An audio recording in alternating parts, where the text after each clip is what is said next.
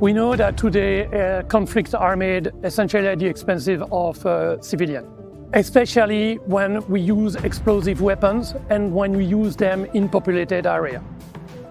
When conflict use explosive weapons in populated area, 90% of the victims are civilians.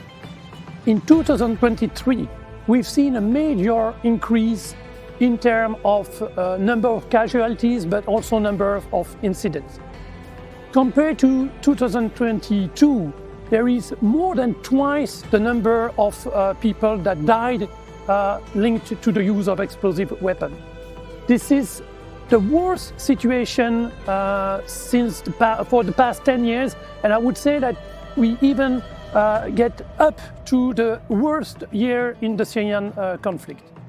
This is why we are gathering here, and it is why we launched that campaign to mobilize the public, the audience in Luxembourg, but also to address the authorities in order to protect better the civilians.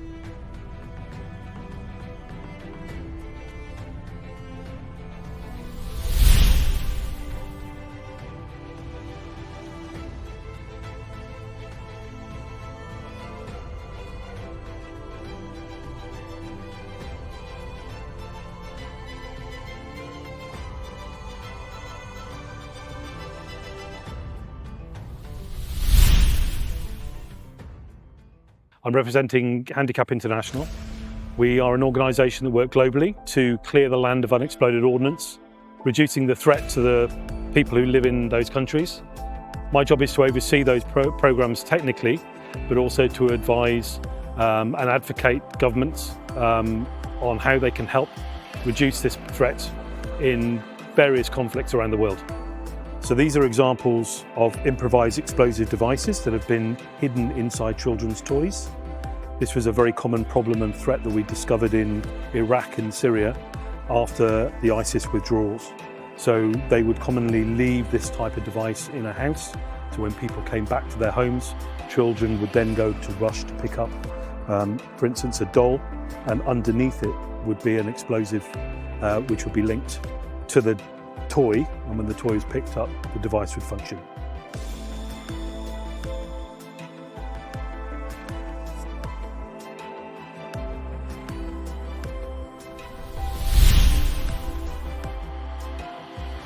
I'm a technical specialist on physical rehabilitation. Physical rehabilitation is very important for the people who have disabilities due to the disaster or conflict, or who were disabled before the conflict and who need specific rehabilitation care. So I follow up a certain numbers of countries, advising my colleagues in these countries. Here in Luxembourg, I'm there to sensitize the public on the importance of physical rehabilitation in the recovery process.